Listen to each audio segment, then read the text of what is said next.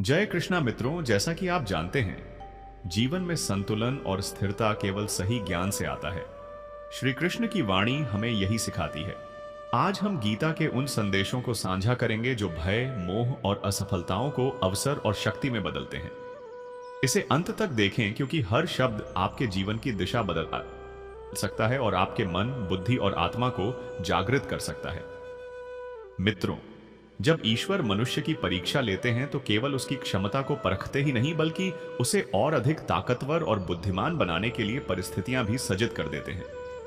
स्त्री का मूल्य केवल सौंदर्य या करुणा तक सीमित नहीं है, बल्कि वह प्रचंड शक्ति की धनी भी होती है जो आवश्यकता पड़ने पर सबको चकनाचूर कर सकती है। षड्यंत्र से सफलता हासिल हो सकती है, पर उत्कृष्टता नहीं मिलती। प्रेम और निर्भीक भाव किसी बल या किसी भाई के अधीन नहीं होते। बल से किसी को अधीन किया जा सकता है, पर दिल और आत्मा को नहीं जीता जा सकता। निश्चित हार में भी साहसी व्यक्ति मैदान नहीं छोड़ता। रिश्ते भी इसी प्रकार हैं, बिना भरोसे शुरू नहीं होते और बिना धोखे खत्म नहीं होते।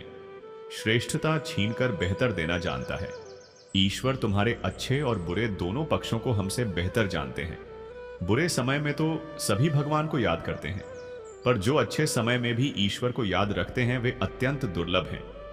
दृढ़ इच्छा, शक्ति और साधन ही वे हैं जिनसे ज्ञान और सामर्थ्य में अद्भुत परिवर्तन आता है। कलयुग का द्वार चल रहा है, इसलिए यह मत सोचो कि कोई बिना कारण तुम्हारे पास रहेगा। अपने पास कुछ ऐसा जरूर रखो कि लोग उसे पाने के लिए तुम्हारे साथ जुड़े रहें। खुद को खाली मत होने देना, क्योंकि खाली चीजें दूसरों द्वारा त्याग दी जाती हैं। अत्यधिक खुशी या गहरी दुख में निर्णय मत लेना, क्योंकि यह भाव सही निर्णय लेने नहीं देते। जो लोग तुमसे जलते हैं उनसे घृणा मत रखो, क्योंकि वे स्वीकार कर चुके हैं कि तुम उनसे श्रेष्ठ हो। कुछ को डर है कि भगवान देख रहे हैं, तो किसी को विश्वास है कि वे देख रहे हैं। स्पष्ट और सीधी बात करने वाला व्यक्ति तीव्र और कठोर वाणी वाला होता है, पर वह कभी छल नहीं करता। हमारी गलतियों की सजा तुरंत ना मिले तो समय के साथ मिल ही जाती है। जो साथ निभाते हैं वे हमेशा निभाते हैं, और परिस्थितियों को बहाना नहीं अब देता नहीं बा बनाने समय दे। मैंने देखा है कि बुद्धिमान लोग कम बोलते हैं और मूर्ख अनावश्यक बातें करते हैं। सच्चे लोगों को झूठ का पता नहीं होता, पर झूठे लोगों को सच का हमेशा पता होता है। मुश्किल समय में साथ छोड़ने वाला चाहे कितना भी अपना हो, दिल से उतर ही जाता है। हमारी मोहब्बत अधूरी रही, मगर हम पूर्ण रूप से टूट चुके हैं। बंधन केवल रिश्तों का नहीं बल्कि एहसास का होता है। जहां एहसास खत्म वहां रिश्ता खत्म। अब इतनी समझ आ गई है कि ना तो किसी से बहस करने का मन करता है और ना किसी को समझाने का। बस अपराध इतना था कि जीने की चाह थी, लेकिन जिंदगी से दूर थे। जो चाहे तो जीने को मजबूर थे। जवाब तो हर चीज का दिया जा सकता है, लेकिन जो रिश्तों की अहमियत नहीं समझ पाया वह शब्दों को क्या समझेगा। हर सजा स्वीकार कर ली। बस अपराध इतना था कि हम निर्दोष थे। एक बार विश्वास टूटने के बाद रिश्तों में बातें होती हैं, पर वह बातें रह ही नहीं जाती। प्रेम को कभी हैसियत के तराजू में मत तौलना, क्योंकि प्रेम दिल से होता है, हैसियत देखकर नहीं। डाकिया लौट आया चिट्ठी के साथ और बोला, पता तो सही था मगर लोग बदल चुके हैं। आज के दौर में अधिक अच्छा होना भी कभी कभी लाभदायक नहीं होता। अगर इस दुनिया में रहना है तो जीने का हुनर जरूर रखना। सच कहूं तो दुश्मनों से ज्यादा खतरा अपनों से है। तुलसी ने भरोसा राम पर किया कि वे निर्भय होकर सोएं और अनौरिस्काऊ अनहोनी कभी ना हुई। श्री राम ने अनेक बलिदान देकर प्रजा को संतुष्ट करना चाहा, पर प्रजा संतुष्ट नहीं हुई। अपनों को खुश करने के लिए उन्हें दुख मत दो।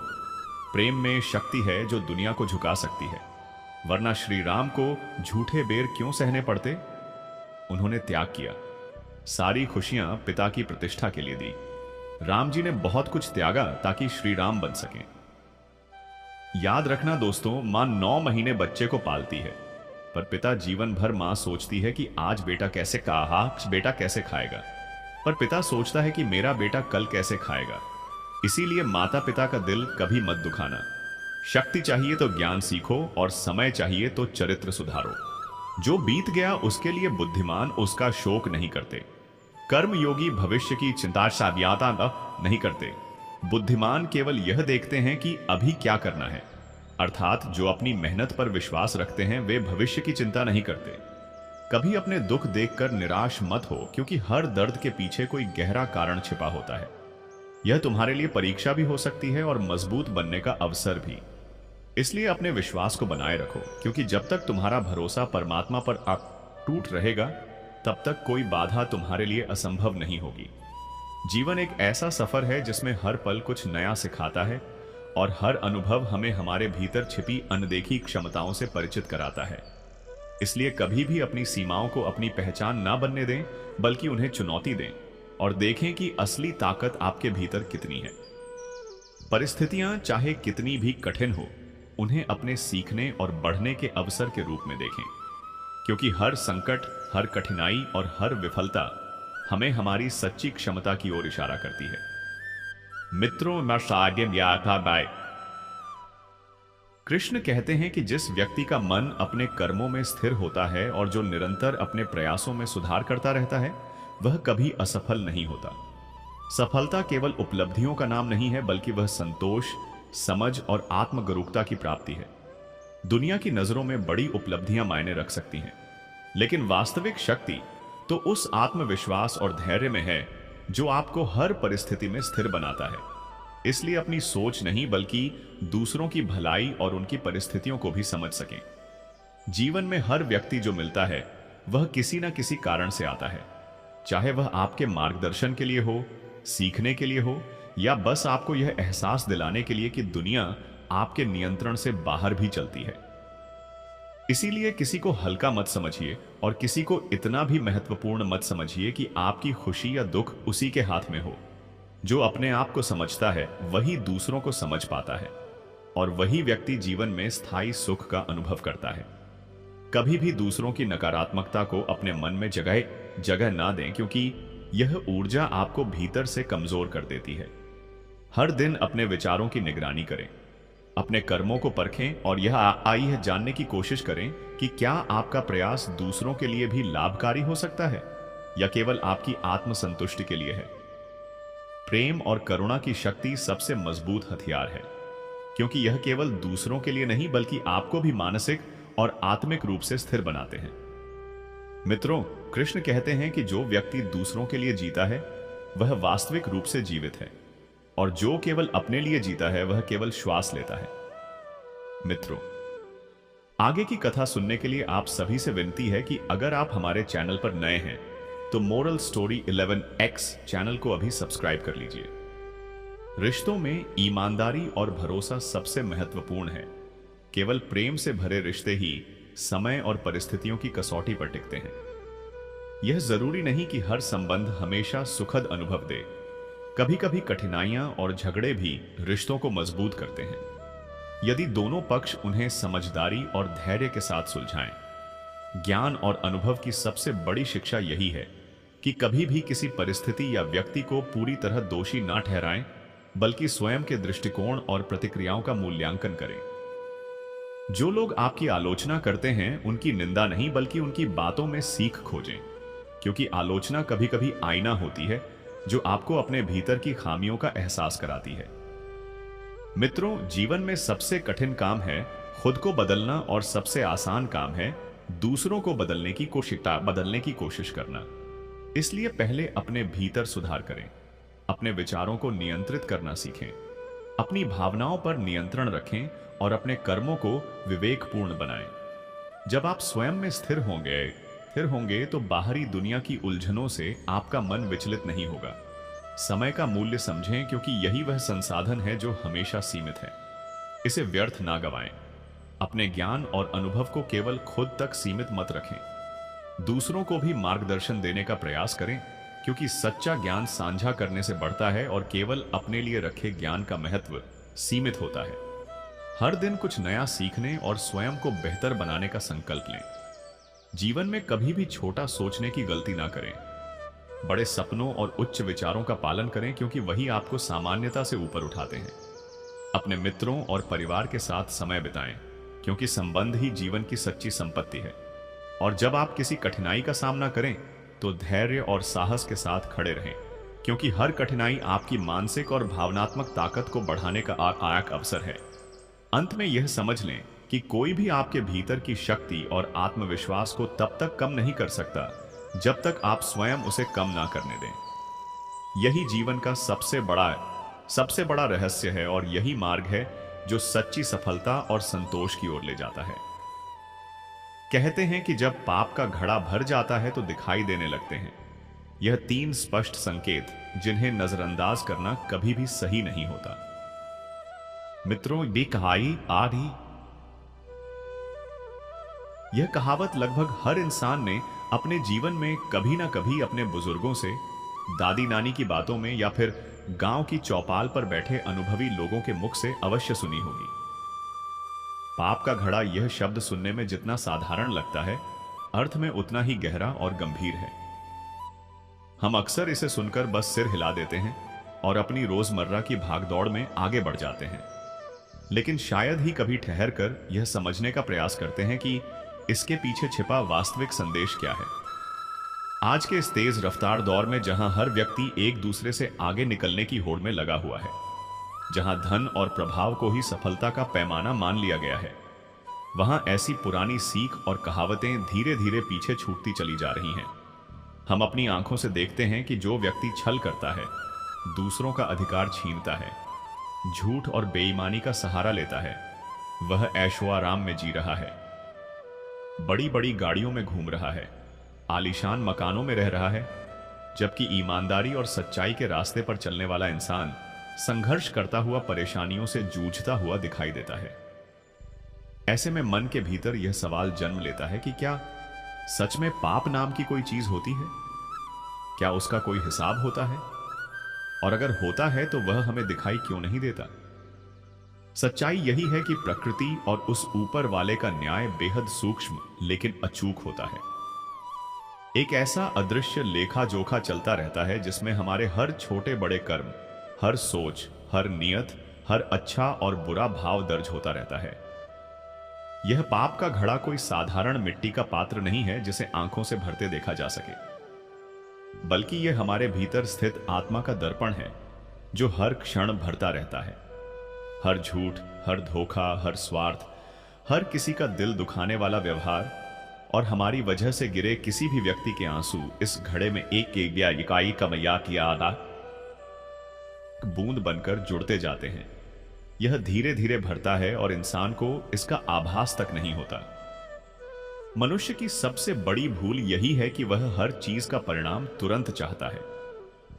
आज अगर नेकी की तो कल ही उसका फल चाहिए, और अगर किसी ने आज बुरा किया तो उसी पल सजा मिलते देखने की इच्छा रखता है। लेकिन ईश्वर और कुदरत का तरीका अलग होता है। वह तुरंत दंड नहीं देता, बल्कि सुधार के लिए समय देता है, चेतावनी देता है और संकेत भेजता है। जब यह घड़ा लगभग भरने लगता है और सब्र की सीमा पार हो जाती है, तब जीवन में घटनाओं के माध्यम से इशारे मिलने शुरू होते हैं। आज जो कथा सुनाई जा रही है वह किसी कल्पना या पुस्तक से नहीं बल्कि वास्तविक जीवन से जुड़ी हुई है।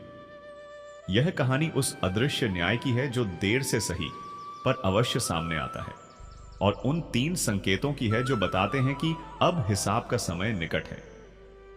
यह कहानी है सूरजपुर नाम के एक साधारण से गांव की, जो ना तो बहुत प्रसिद्ध था और ना ही बहुत बड़ा, लेकिन अपनी सादगी में संपूर्ण था। नदी के किनारे बसा यह गांव खेतों से घिरा हुआ था, जहां सुबह मंदिर की घंटियों और पक्षियों की चहचहाट से होती थी, और शाम को चौपाल की बैठकों व घरों में तुलसी के आगे जलते दीपकों से वातावरण शांत हो जाता था।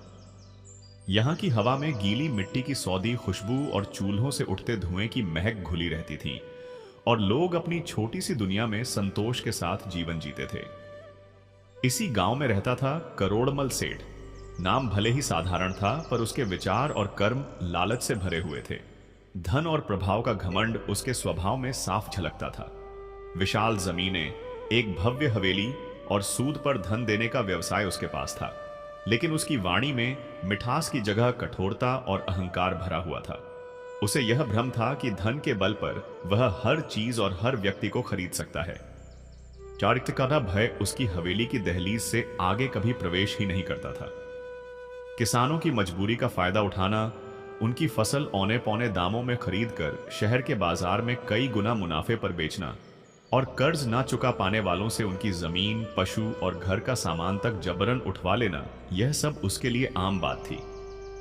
जब वह अपनी सवारी पर बैठकर गांव की गलियों से गुजरता तो लोग डर और घृणा से सिर झुका लेते, लेकिन मन ही मन उसे कोसते रहते और यही बद्दुआएं उसके पाप के घड़े को और भरती चली जाती। वहीं गांव के अंतिम छोर पर एक जजर सी झोपड़ी में रहता था चंद्र प्रकाश, जो स्वभाव से अत्यंत सरल और ईमानदार किसान था। उसके पास विरासत में मिली केवल 2 बीघा जमीन थी, लेकिन उसके मन में संतोष और आत्मसम्मान की पूंजी थी। दिन भर खेतों में मेहनत करना और शाम को घर लौटकर अपनी वृद्ध और अस्वस्थ मां मम विमला की सेवा करना ही उसका जीवन था। उसकी एक युवा बेटी अवंतिका भी थी, जो समझदार, संस्कारी और धैर्यवान थी। वह घर और मां की पूरी जिम्मेदारी निभाती थी और अपने पिता की आंखों में छिपी थकान तथा दादी की बीमारी की पीड़ा को गहराई से समझती थी। वह कम बोलती थी, लेकिन उसकी चुप्पी में भी एक अलग ही मजबूती और संवेदनशीलता दिखाई देती थी। उसी वर्ष प्रकृति ने ऐसी कठिन परीक्षा ली कि पूरा गांव हिल गया, क्योंकि बारिश हुई ही नहीं। आसमान जैसे गांव वालों से मानो नाराज हो गया था और प्रकृति ने अपनी कृपा रोक ली थी। सूरज आग की तरह तप रहा था और उसकी तपिश से धरती झुलस रही थी। खेतों की मिट्टी सूख कर फट चुकी थी और उनमें गहरी दरारें पड़ गई थीं। चंद्र प्रकाश की वर्षों की मेहनत और उसके सारे सपने उसी सूखी जमीन में मिलते हुए नजर आ रहे थे। घर में रखा थोड़ा सा अनाज भी अब समाप्ति की ओर था और सबसे बड़ी चिंता उसकी मां बिमला की बिगड़ती हालत थी। उसकी खांसी दिन ब दिन बढ़ती जा रही थी और सांस लेना भी उसके लिए कठिन होता जा रहा था। गांव के हकीम ने साफ शब्दों में कह दिया था कि अब इन्हें शहर ले जाकर किसी बड़े डॉक्टर को दिखाना पड़ेगा और इलाज के साथ दवाइयों का खर्च भी भारी आएगा। चंद्र प्रकाश के सामने कोई रास्ता नहीं बचा था। वह गांव में हर दरवाजे पर गया, हर जान पहचान वाले के आगे के हाथ जोड़े, लेकिन सूखे की मार सब पर समान थी। ऐसे में कोई किसी की सहायता करने की स्थिति में नहीं था। आखिर एक शाम जब सूरज ढलने लगा और विमला की खांसी असहनीय हो गई, तब चंद्र प्रकाश ने मन ही मन एक कठोर निर्णय लिया। उसने अपनी बेटी अवंतिका से कहा, बेटी, मां की दवा के लिए चाहे जैसे भी हो पैसे लाने ही होंगे। मैं आज करोड़मल सेठ के पास जा रहा हूं। यह सुनते ही अवंतिका का दिल बैठ सा गया, क्योंकि वह जानती थी कि करोड़मल की डेहरी पर कदम रखना अपनी आत्मा को गिरवी रखने जैसा होता है। लेकिन वह अपने मजबूर पिता से क्या कहती। उसकी आंखें भर आईं, मगर उसने आंसुओं को भीतर ही दबा लिया। मजबूरी इंसान से वह सब करवा लेती है जिसकी उसने कभी कल्पना भी नहीं की होती। कांपते हुए कदमों से चंद्र प्रकाश करोड़मल की विशाल हवेली पर पहुंचा। बाहर खड़े नौकरों ने उसे ऐसे घूरा मानो कोई गंदा कीड़ा अंदर घुसने की कोशिश कर रहा हो। भीतर करोड़मल मखमली गद्दों पर बैठा हुआ था और चांदी के गिलास में शरबत पी रहा था। चंद्र प्रकाश ने हाथ जोड़कर विनती की, सेठ जी, मेरी मां बहुत बीमार है। घर में अनाज का एक दाना भी नहीं बचा। थोड़ी मदद कर दीजिए। फसल होते ही आपका एक एक पैसा लौटा दूंगा। करोड़मल जोर से हंसा और उसकी हंसी किसी कोढ़े की तरह चंद्र प्रकाश के दिल पर लगी। वह बोला, अरे चंद्र प्रकाश, आज सूरज उलटी दिशा से निकला है क्या, जो तू मेरी चौखट तक आ गया? सुना है खेत सूख गए हैं और तेरी हालत भी वैसी ही लग रही है। चंद्र प्रकाश की आंखों से आंसू बह निकले और उसने अपनी पगड़ी उतार करोड़मल के पैरों में रख दी। उसने कहा, मालिक, मेरी लाज रख लीजिए, मां की जान बचा लीजिए। करोड़मल को मानो इसी पल का इंतजार था। उसकी गिद्ध जैसी नजरें पहले से ही चंद्र प्रकाश के उस उपजाऊ 2 बीघा खेत पर टिकी हुई थीं। वह बनावटी सहानुभूति दिखाते हुए बोला, ठीक है, पैसे मिल जाएंगे, मगर बदले में कुछ तो रखना पड़ेगा। अपने 2 बीघा खेत के कागज ले आ और गिरवी रख दे। यह सुनते ही चंद्र प्रकाश के पैरों तले जमीन खिसक गई, क्योंकि वह जानता था कि करोड़मल के पास जो एक बार गिरवी जाता है वह कभी वापस नहीं आता। उसने कांपती आवाज में कहा, सेठ जी, वह मेरे पुरखों की निशानी है, उसके अलावा मेरे पास कुछ भी नहीं है। यह सुनते ही करोड़मल ने गिलास मेज पर पटक दिया और गुस्से में बोला, जाकर अपनी मां को मरते हुए देख, मेरे पास फालतू समय नहीं है। चंद्र प्रकाश भीतर से टूट गया। एक तरफ मां की सांसें थीं और दूसरी तरफ बाप दादाओं की जमीन। आखिर उसने दिल पर पत्थर रखा और घर जाकर वे पुराने पीले पड़ चुके कागज उठा लाया। करोड़मल ने उन्हें ऐसे झपटा जैसे कोई बाज अपने शिकार को पकड़ लेता है, और कुछ नोट उसकी ओर उछालते हुए बोला, याद रखना ब्याज, हर महीने लगेगा, और ऐसा लगेगा कि तेरी 7 पीढ़ियां भी इसे याद रखेंगी। चंद्र प्रकाश ने वे पैसे नहीं उठाए। जमीन पर बिखरे नोट उसे अपनी इज्जत के टुकड़ों जैसे लग रहे थे, और वह रोता हुआ वहां से भाग गया। यह आंसू, यह बेबसी और एक मजबूर बेटे की सिसकती हुई आह करोड़मल के पाप के घड़े में पिए एक और बूंद बनकर गिर गई। घर लौटकर चंद्र प्रकाश अपनी झोपड़ी के कोने में बैठकर देर तक रोता रहा। अवंतिका ने वे पैसे उठाए, अपने आंचल से पोंछे मानो वह अपने पिता के आंसुओं के निशान मिटाना चाहती हो, और फिर दादी की दवाइयां लेने चल पड़ी। उस रात करोड़मल सेठ अपनी हवेली में चैन की नींद सोया हुआ था। उसे लग रहा था कि उसने एक और चाल जीत ली है। उसे अपनी चालाकी और ताकत पर घमंड था, जबकि दूसरी ओर चंद्र प्रकाश की झोपड़ी में विमला की खांसी के साथ साथ चंद्र प्रकाश और अवंतिका की सिसकने की आवाजें भी आ रही थीं। दोस्तों, हम सब यही सोचते हैं ना कि भगवान सब कुछ देख रहा है। फिर भी मन के किसी कोने में यह सवाल उठता रहता है कि अगर सब दिखाई दे रहा है तो अन्याय करने वालों पर कार्यवाही तुरंत क्यों नहीं होती।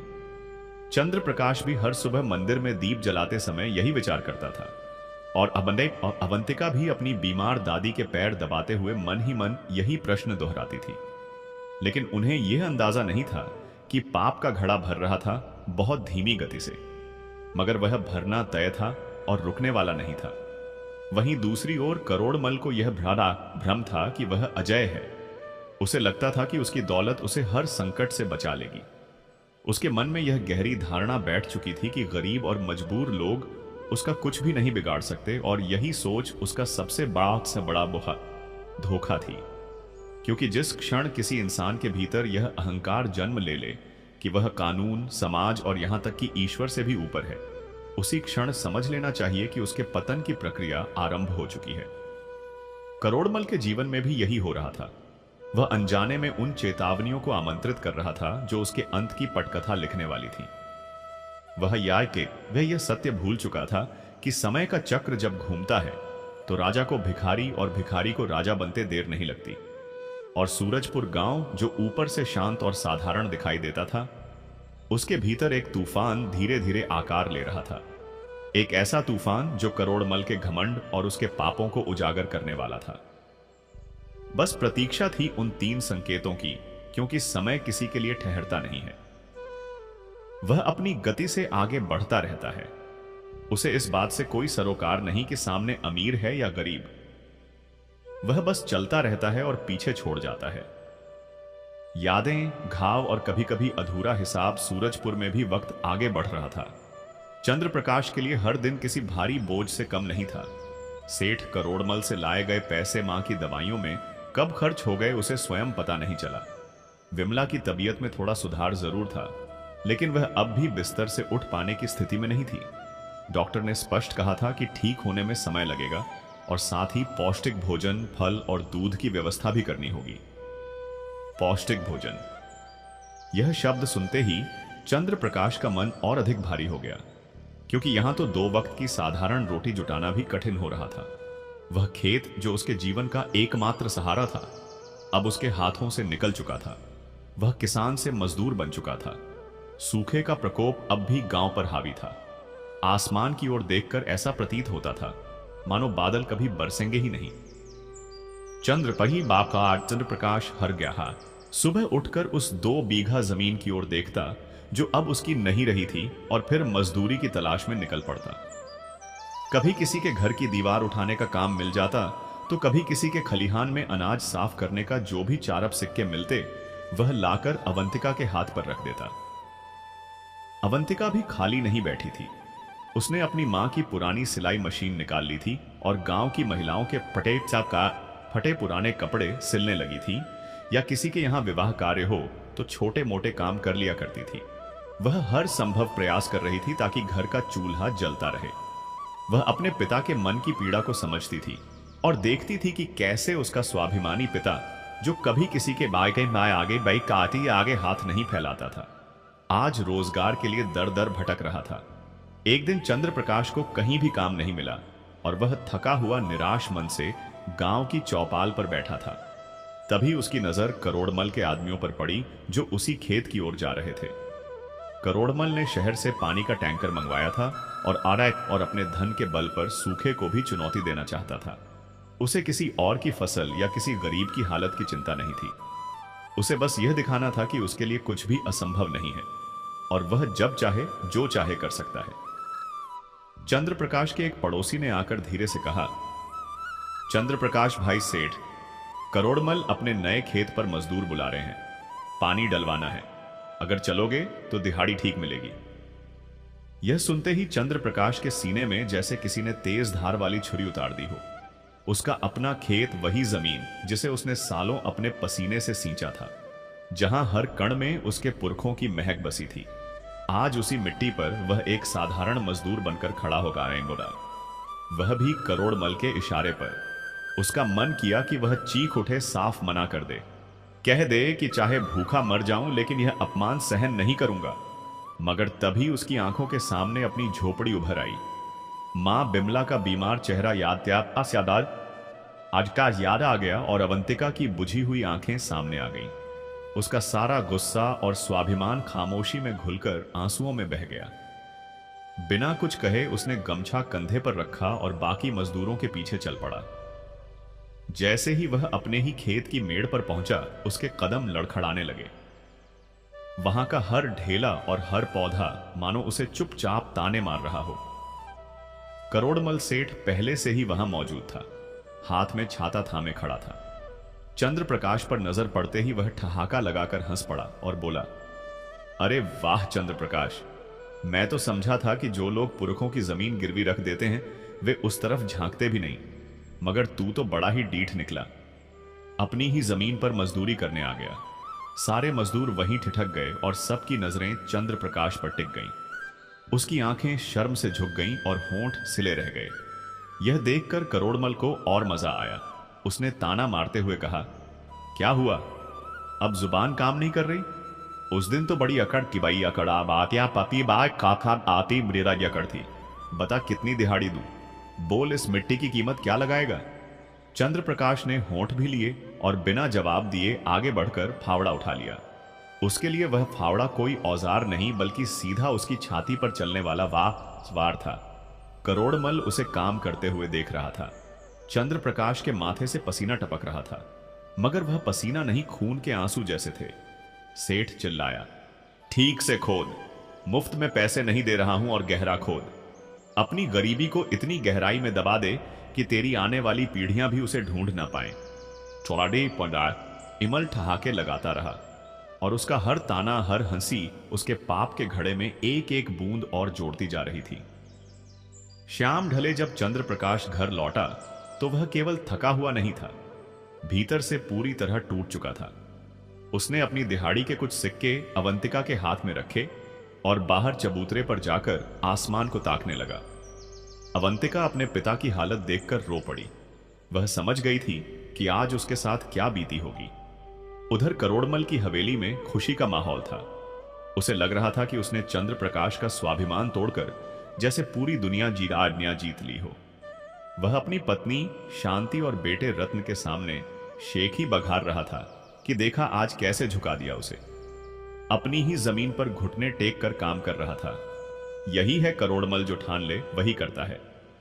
उसकी पत्नी शांति, जिसे इन बातों से कुआरसा बाडे कोई सरोकार नहीं था, अपने गहनों में खोई हुई बोली, हाँ, पर शहर से नई साड़ियां आई हैं, मुझे वह हरे रंग वाली चाहिए। करोड़मल झल्ला गया और बोला, चुप रह, तुझे साड़ियों के अलावा कुछ सूझता ही नहीं। फिर उसने अपने बेटे रतन की ओर देखा, तो सहमा हुआ खड़ा था और कहा, कुछ सीख, अपने बाप से ऐसे दुनिया को काबू में रखा जाता है। समझा रतन ने डरते हुए सिर हिला दिया। वह अपने पिता जैसा निर्दयी नहीं था, लेकिन उसमें इतना साहस भी नहीं था कि विरोध कर सके। उस रात करोड़मल मखमली बिस्तर पर लेटा। उसे लगा था कि आज चैन की नींद आएगी। आखिर उसने अपने सबसे बड़े मारे बड़े कपाए बड़े दुश्मन को तोड़ दिया था, मगर नींद उसकी आंखों से कोसों दूर थी। वह बार बार करवटें बदलता रहा। हवेली में सन्नाटा था, लेकिन उसी सन्नाटे में उसे अजीब अजीब आवाजें सुनाई दे रही थीं। कभी लगता कोई पास बैठकर रो रहा है, कभी किसी के सिसकने की आवाज आती, कभी ऐसा महसूस होता जैसे कोई फावड़ा चला रहा हो और मिट्टी कुरेद रहा हो। वह घबराकर उठ बैठा। दिल तेजी से धड़क रहा था। उसने खिड़की से बाहर झांका। चांदनी रात थी, पहरेदार सो रहा था, सब कुछ शांत था। यह सिर्फ मेरा वहम होगा, उसने खुद से कहा। दिन भर की थकान उसके शरीर पर हावी थी, इसलिए वह फिर से बिस्तर पर लेट गया। लेकिन जैसे ही उसकी आंखें मूदी चंद्र प्रकाश का चेहरा उसकी आंखों के सामने उभर आया, वहीं झुकी हुई नजरें, वहीं पसीने में भीगा हुआ मुख, वही लाचारी से भरा भाव। करोड़मल झटके से उठ बैठा और उसकी आंखें खुल गईं। उसके भीतर अचानक गुस्से की लहर दौड़ गई। उसे लगा कि एक साधारण किसान की इतनी औकात कैसे हो सकती है कि वह सेठ करोड़मल की नींद तक खराब कर दे। वह बिस्तर से उठा, पास रखी सुराही से पानी पिया और अपने कमरे में बेचैनी से टहलने लगा। तभी उसकी नजर उस तिजोरी पर पड़ी जिसमें चंद्र प्रकाश के खेत के कागजात रखे हुए थे। उसने तिजोरी खोली, उन कागजों को बाहर निकाला, उन्हें हाथों से सहलाया और पास लाकर सूंघा। उसे लगा था कि ऐसा करने से उसके मन को सुकून मिलेगा, लेकिन शांति तो दूर, उसका मन और ज्यादा बेचैन हो गया। उन कागजों में उसे चंद्र प्रकाश के पसीने की गंध महसूस होने लगी और उसकी आंखों को उन पर आंसुओं के धुंधले निशान दिखाई देने लगे। झल्लाकर उसने वे कागज वापस तिजोरी में फेंक दिए और उसे जोर से बंद कर दिया, काराजा कर दिया। दोस्तों, यही पहला संकेत होता है। जब पाप का घड़ा भरने लगता है तो इंसान सबसे पहले अपने मन का चयन खो देता है। उसकी रातों की नींद उड़ जाती है। बाहर की दुनिया को दिखाने के लिए उसके पास धन, ताकत, बड़ा मकान और नौकर चाकर सब कुछ होता है, लेकिन उसके पास वह सुकून नहीं होता जो एक गरीब मजदूर को दिन भर की मेहनत के बाद फटी हुई खटिया पर भी मिल जाता है। इंसान खुद को यह समझाता है कि यह केवल थकान है या साधारण चिंता है, मगर वह यह नहीं समझ पाता कि यह उसके ही कर्मों का बोझ है जो अब उसे सोने नहीं दे रहा। यह उन आंखों की गूंज है जिनका उसने दिल दुखाया है, और यह कुदरत की पहली चेतावनी होती है कि संभल जाओ, घड़ा भर रहा है। करोड़मल ने इस इशारे को हल्के में ले लिया और सोच लिया कि यह सब बेकार की वहम है। अगली सुबह उसने मन बना लिया कि वह चंद्र प्रकाश को और ज्यादा सताएगा। समय बीतता गया, ब्याज पर ब्याज जुड़ता चला गया और करोड़मल का दबाव बढ़ता ही गया। चंद्र प्रकाश और अवंतिका दिन रात मेहनत करते रहे, लेकिन उस बढ़ते ब्याज के आसपास भी नहीं पहुंच सके। फिर एक दिन करोड़मल अपने मुनीम और 2 लठैतों को साथ लेकर चंद्र प्रकाश की झोपड़ी पर जा पहुंचा और कड़क आवाज में बोला, क्यों रे चंद्र प्रकाश, आज पूरे 3 महीने हो गए हैं, निकाल मेरा पैसा ब्याज समेत।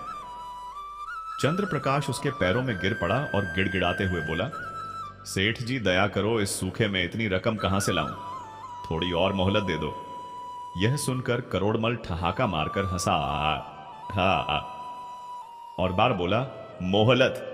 तेरे पुरखों की जमीन गिरवी रखकर भी तेरा पेट नहीं भरा, अब क्या अपनी बेटी को गिरवी रखेगा?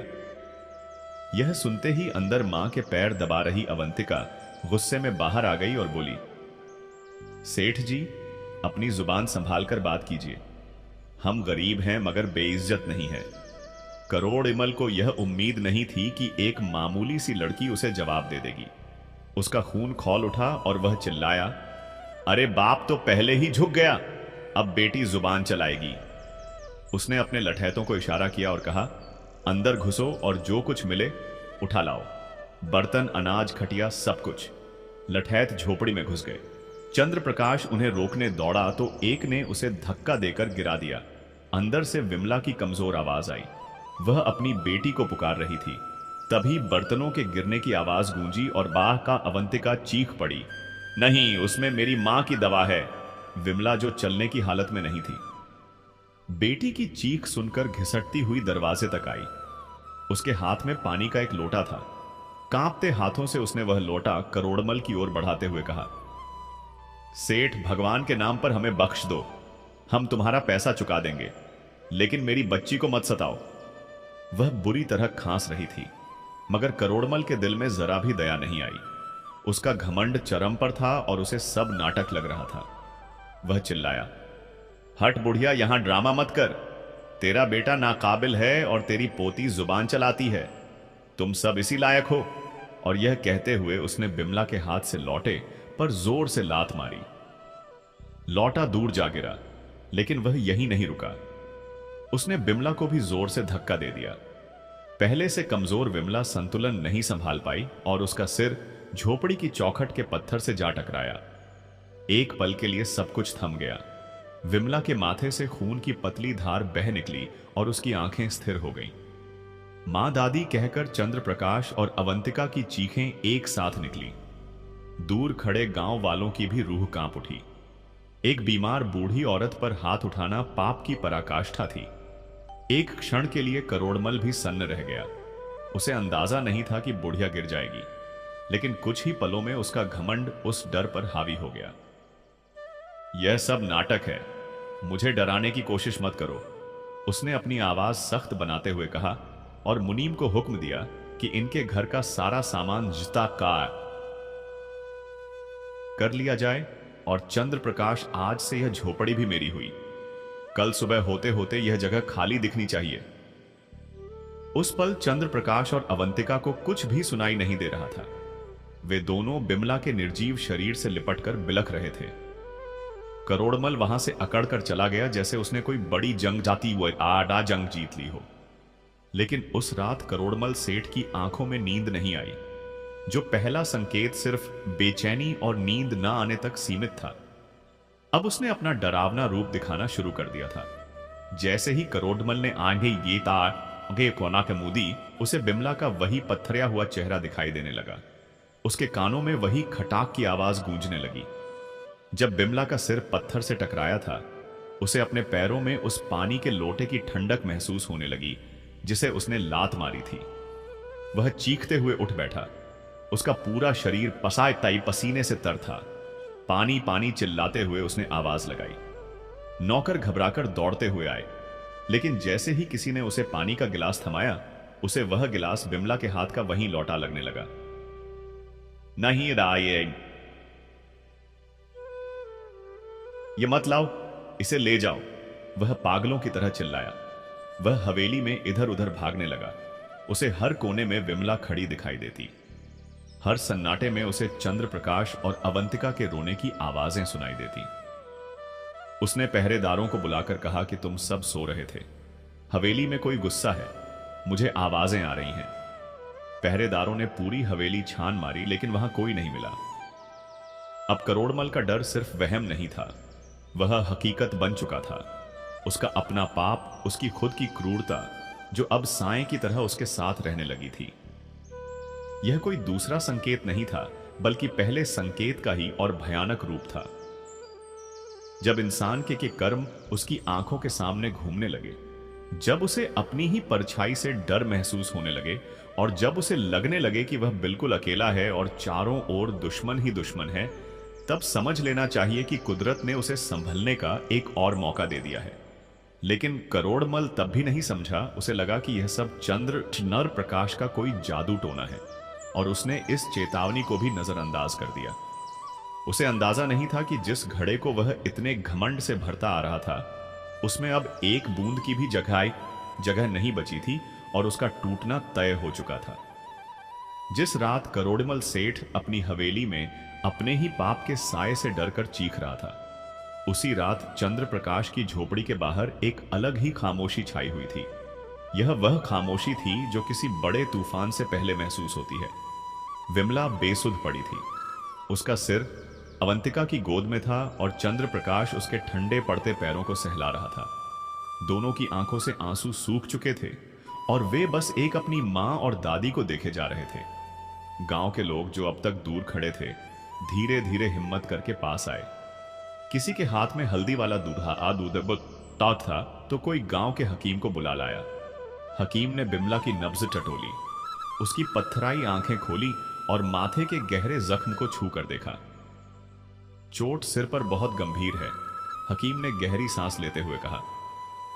मैंने लेप लगा दिया है, अब सब कुछ ऊपर वाले के हाथ में है। बस इनकी सेवा करते रहो, क्या पता किसकी दुआ कब काम आ जाए।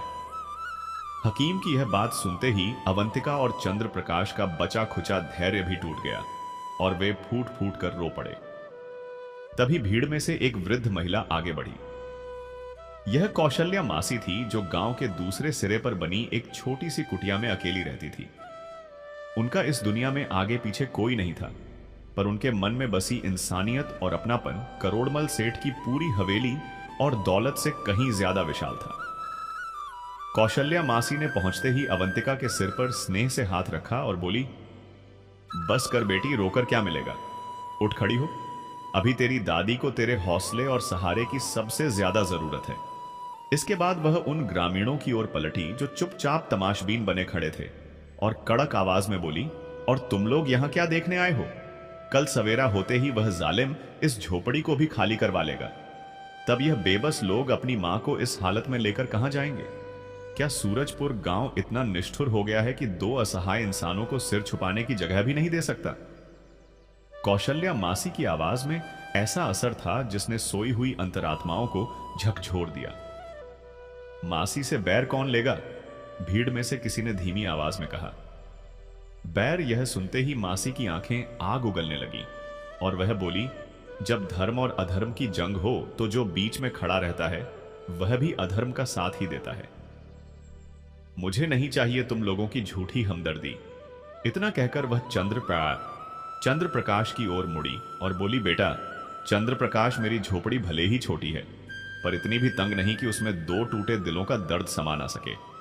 जब तक तेरी मां ठीक नहीं हो जाती तुम दोनों मेरे साथ ही रहोगे। चंद्र प्रकाश के पास धन्यवाद कहने के लिए शब्द नहीं थे। उसने बस उस बूढ़ी औरत के चरण पकड़ लिए। उसी रात गांव वालों की मदद से बिमला को उसी खाट पर लिटाकर कौशल्या मासी की झोपड़ी तक पहुंचाया गया। चंद्र प्रकाश और अवंतिका ने अपना घर, अपनी झोपड़ी और अपनी सारी यादें पीछे छोड़ दी। वे पूरी तरह बेघर हो चुके थे। कौशल्या मासी की झोपड़ी सचमुच बहुत छोटी थी। केवल एक कमरा, एक ओर चूल्हा जलता रहता और दूसरी ओर मासी की पुरानी खाट पड़ी रहती।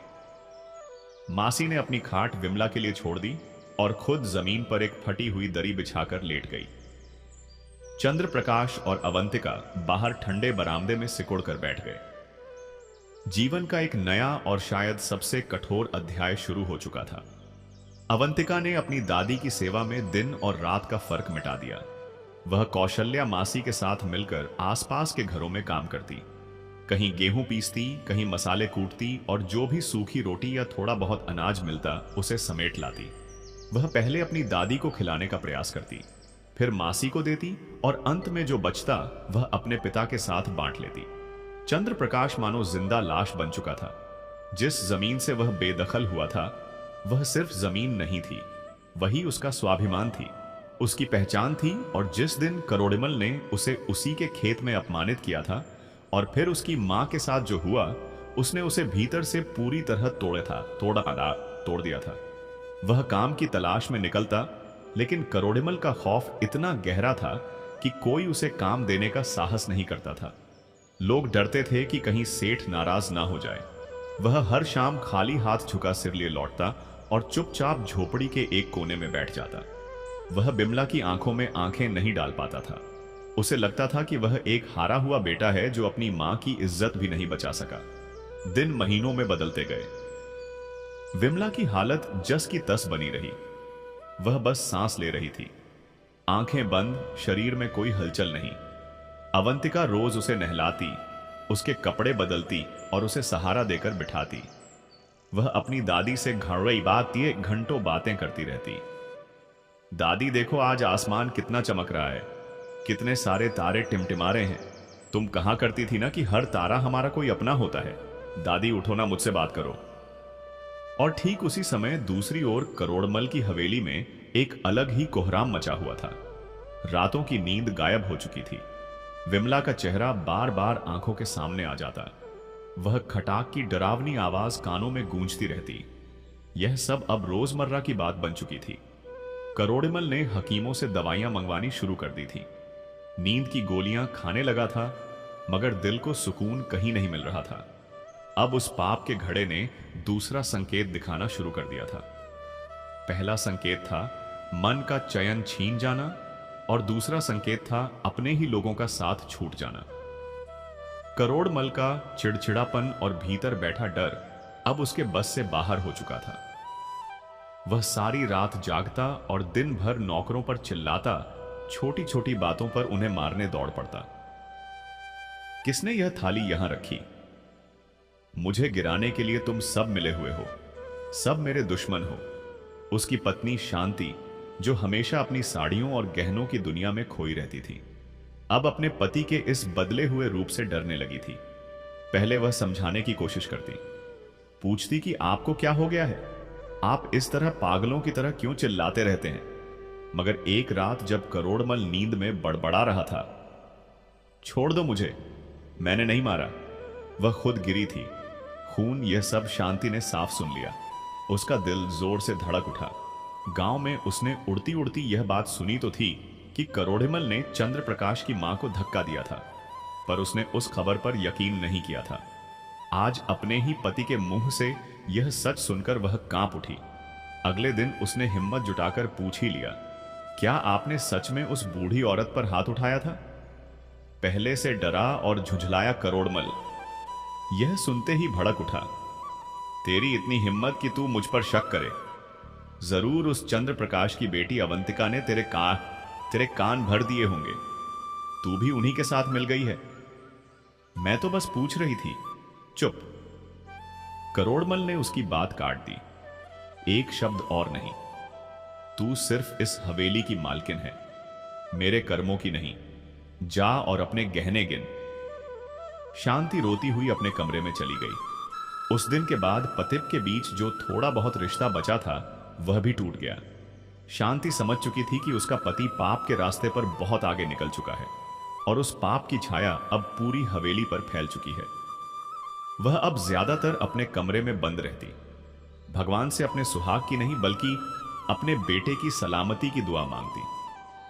बेटा रतन पहले से ही अपने पिता से डरता था, लेकिन जब से उसने अपने पिता का वह डरावना रूप देखा था, जब वह हवेली में भूत भूत चिल्लाता हुआ इधर उधर भाग रहा था, तब रतन के दिल में डर की जगह नफरत ने घर कर लिया था।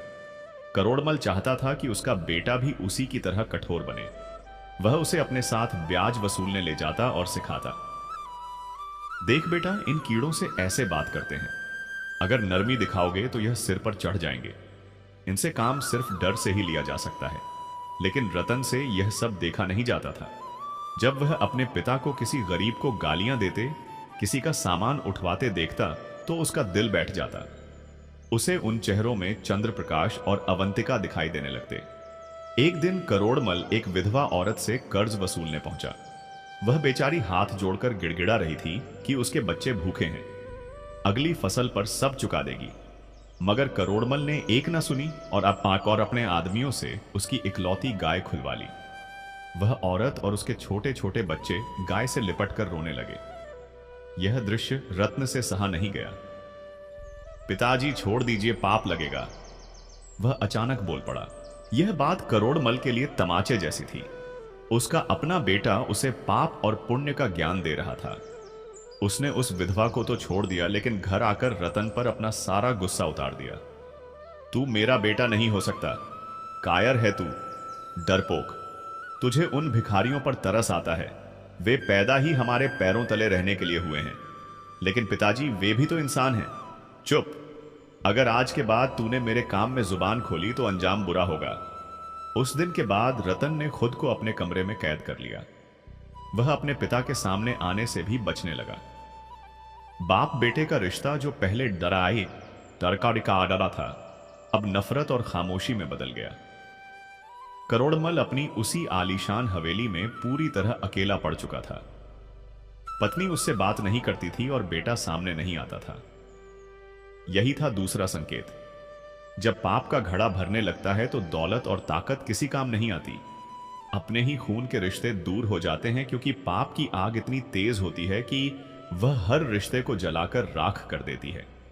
इंसान को लगता है कि वह जीत की तरफ बढ़ रहा है, मगर सच्चाई यह होती है कि वह हर गुजरते पल के साथ हार की गहराई में उतरता जा रहा होता है। वह सामने खड़े लोगों को नहीं बल्कि अपने ही रिश्तों को खो देता है। लेकिन घमंड में डूबा करोड़मल इस चेतावनी को भी समझ नहीं पाया।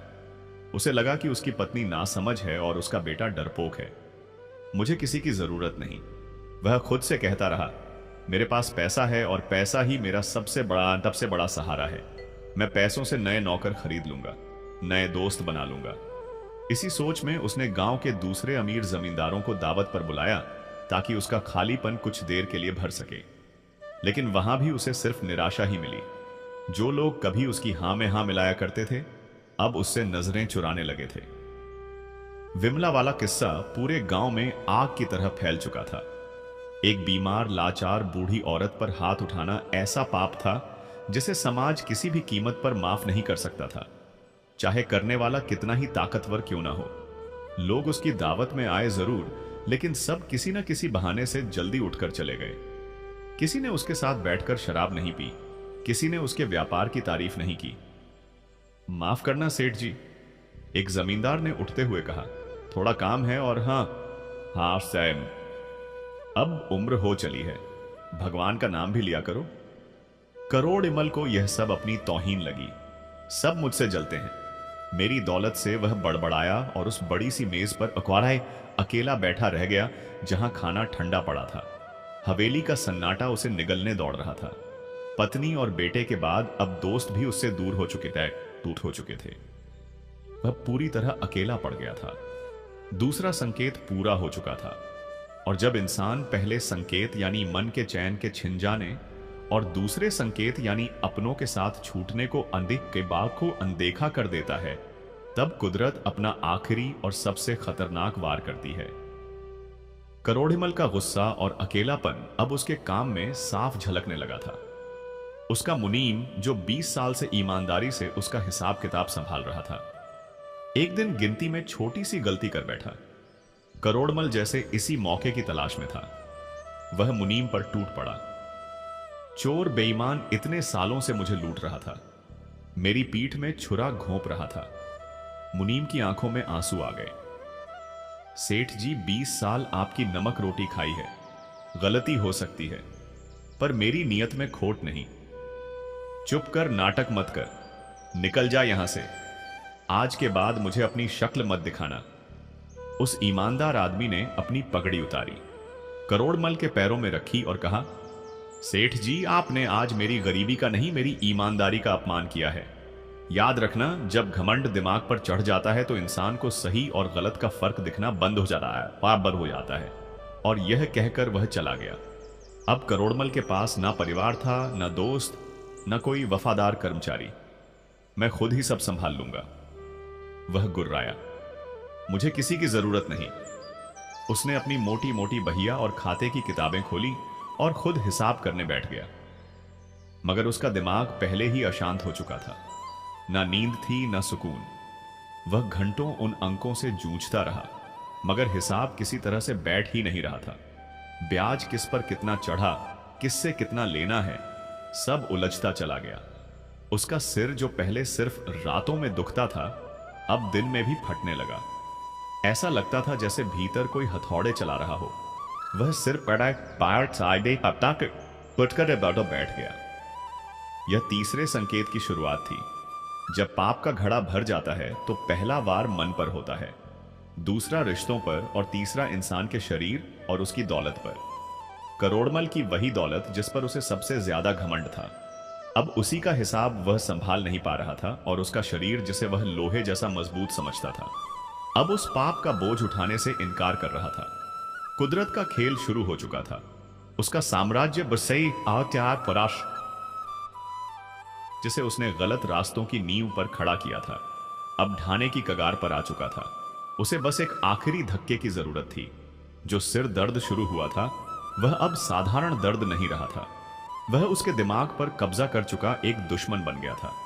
पहले यह दर्द सिर्फ रात की खामोशी में उभरता था, लेकिन अब शोर और सन्नाटे का कोई फर्क नहीं पड़ता था। 24 घंटे यह किसी कील की तरह उसके माथे के बीच गढ़ता रहता था। ऐसा लगता था जैसे हजारों चींटियां उसके दिमाग के अंदर रेंग रही हो। वह हवेली के लंबे चौड़े कमरों में किसी घायल जानवर की तरह चक्कर काटता, कभी अपने बाल नोचता, कभी दीवार पर सिर मारने को दौड़ता।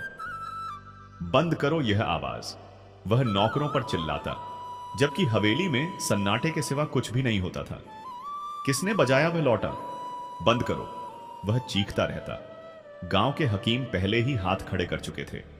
सेठ जी, यह बीमारी शरीर की नहीं है, यह आपके मन का रोग है। इसका इलाज मेरे पास नहीं। किसी की आह लगी है, जिसका दिल दुखाया है उससे माफी मांग लीजिए, शायद कुछ चैन मिल जाए। माफी और करोड़मल दफा हो जा।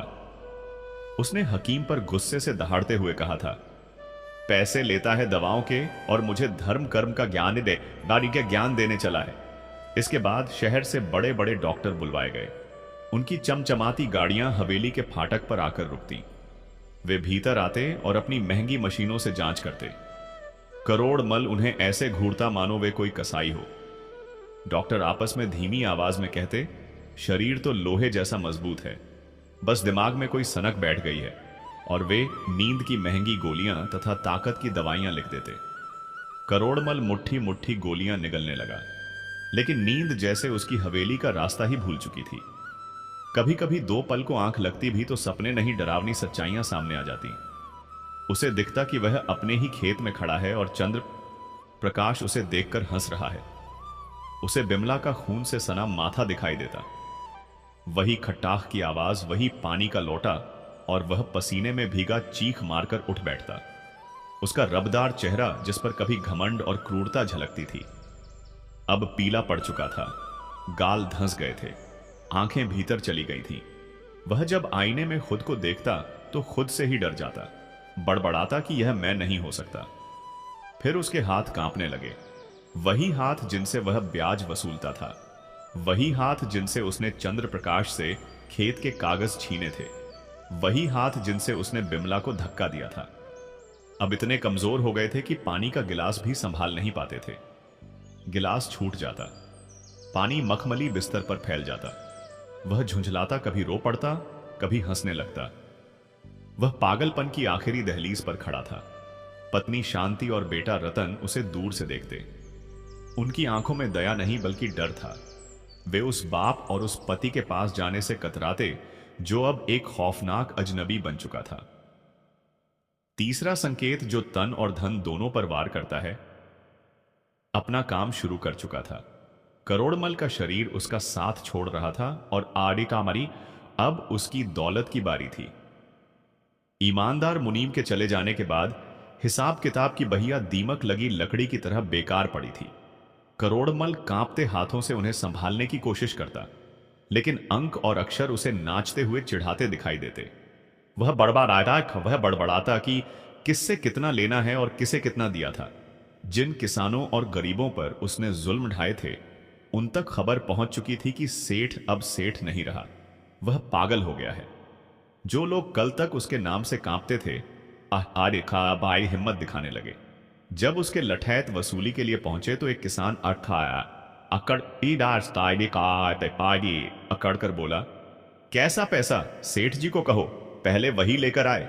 मुनीम का लिखा हिसाब दिखाएं, हवा में बात नहीं होगी। लठैत लौट आए।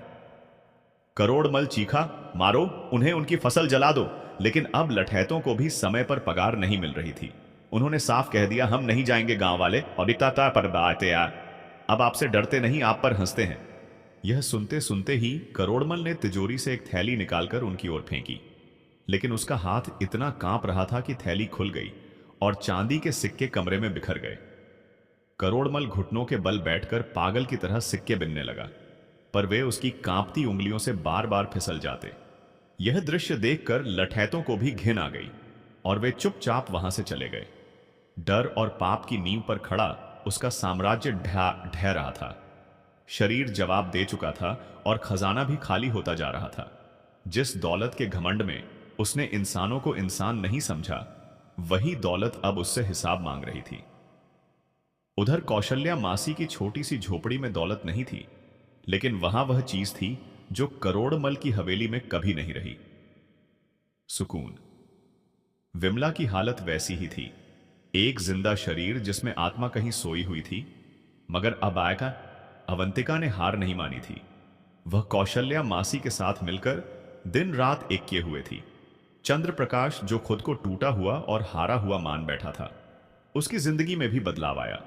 वह रोज अपनी बेटी के उन हाथों को देखता जो कभी फूलों जैसे मुलायम थे और अब चक्की पीसते, बर्तन मांजते मांजते खुरदुरे और छालों से भरे हो गए थे। वह अपनी बेसुध मां को देखता और फिर कौशल्या मासी को, जो बिना शिकायत एक अपाहिज बूढ़ी और 2 बेघर लोगों का बोझ उठाए हुए थी। एक रात उसने खुद से कहा कि मैं ऐसे नहीं जी सकता। मैं अपनी बेटी की मेहनत की रोटी नहीं खाऊंगा। मैं एक बाप हूं और एक बेटा हूं। अगली सुबह वह गांव में काम मांगने नहीं गया, क्योंकि उसे पता था कि करोड़मल के डर से कोई काम नहीं देगा। वह चुपचाप उठा और नदी की ओर चल पड़ा। नदी किनारे उगे लंबे सरकंडों और नरकटों को देखकर उसे अपने बाप की याद आई। उसका बाप किसान होने के साथ साथ इन सरकंडों से सुंदर टकरियां और टिकाऊ चटाइयां गढ़ने की कला भी जानता था। यही हुनर उसने अपने बचपन में अपने बुजुर्गों से सीखा था। आज वही कला उसे फिर से याद आ रही थी। उसके हाथ थरथरा रहे थे, लेकिन यह कंपन करोड़मल की तरह पाप के भय से नहीं था, बल्कि इसलिए था क्योंकि इन हथेलियों ने कई महीनों से अपना सच्चा काम नहीं छुआ था।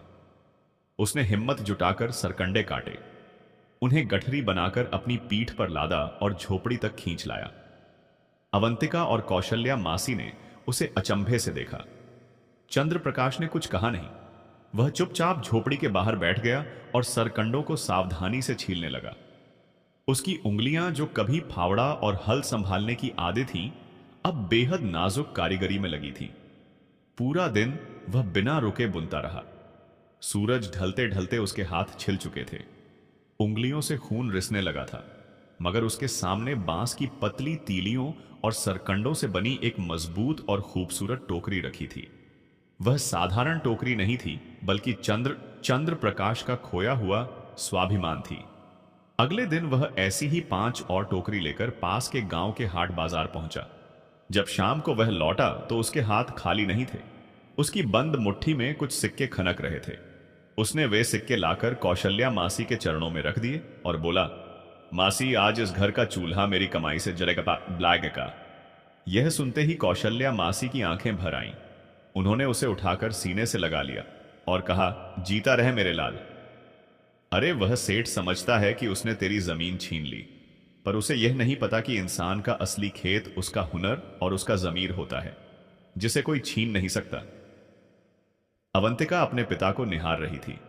कई महीनों बाद उसके पिता का झुका हुआ सिर आज गर्व से उठा हुआ था। उसकी आंखों में पुरानी चमक फिर लौट आई थी। चंद्र प्रकाश उन्हीं पैसों से थोड़ा गुड़ और चने खरीद लाया। उस रात उस छोटी सी झोपड़ी में उन तीनों ने गुड़ चने के साथ रूखी रोटी खाई, लेकिन वह रोटी करोड़मल की हवेली के 56 भोग से कहीं ज्यादा मीठी थी, क्योंकि वह मेहनत और इज्जत की कमाई थी। धीरे धीरे चंद्र प्रकाश का काम चल निकला। उसकी बनाई टोकरियां मजबूत भी होती थीं और देखने में सुंदर भी। दूर दराज से लोग उन्हें खरीदने आने लगे। अब वह केवल मजदूर चंद्र प्रकाश नहीं रहा था, बल्कि एक कारीगर के रूप में पहचाना जाने लगा था। उसने अपनी मां के इलाज के लिए शहर से अच्छी दवाइयां मंगवानी शुरू कर दी। कौशल्या मासी के लिए नई साड़ी लाई और अवंतिका के लिए रंगीन कांच की चूड़ियां खरीदी।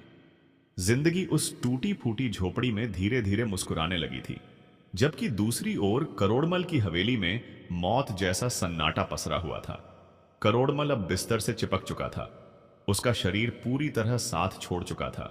लकवे ने उसे जकड़ लिया था। वही शरीर जिस पर उसे कभी बड़ा घमंड था, अब निर्जीव मांस का ढेर बन चुका था। वह ना हिल सकता था, ना बोल सकता था। बस उसकी आंखें खुली रहती थीं। वह देख सकता था, सुन सकता था, लेकिन अपनी जुबान से एक शब्द भी बाहर नहीं निकाल सकता था। तीसरा संकेत अपने सबसे भयावह रूप में पूरा हो चुका था। तन बेकार हो गया था और धन लुट रहा था। शहर से आया वह व्यापारी, जिसे करोड़मल ने अपना बचा खुचा पैसा दोगुना करने के लालच में सौंपा था, वह रकम लेकर फरार हो गया था। नौकर चाकर जिन्हें समय पर पगार नहीं मिली थी, हवेली का कीमती सामान चुराकर भाग रहे थे। उसकी पत्नी शांति कभी कभार आती, उसे बेजान निगाहों से देखती और बिना कुछ कहे लौट जाती। बेटा रतन तो अपने बाप के कमरे के आसपास भी नहीं भटकता था। वह सेठ करोड़मल, जो खुद को सूरजपुर का भगवान समझता था, आज अपनी ही गंदगी में अपने ही बिस्तर पर असहाय का और लाचार पड़ा था। वह चीखना चाहता था, मदद मांगना चाहता था, पानी की एक बूंद के लिए गिड़गिड़ाना चाहता था, लेकिन उसकी आवाज उसके गले में ही दम तोड़ देती थी। वह केवल देख सकता था कि कैसे उसकी हवेली लुट रही है, कैसे उसका घमंड चकनाचूर हो रहा है। वह यह भी देख पा रहा था कि उसके पाप का घड़ा भरकर फूटा नहीं था, बल्कि वह बाग घड़ा खुद करोड़मल ही बन गया था। बाहर से साबुत दिखाई देने वाला, लेकिन भीतर से पाप की सड़ांत से पूरी तरह खोखला।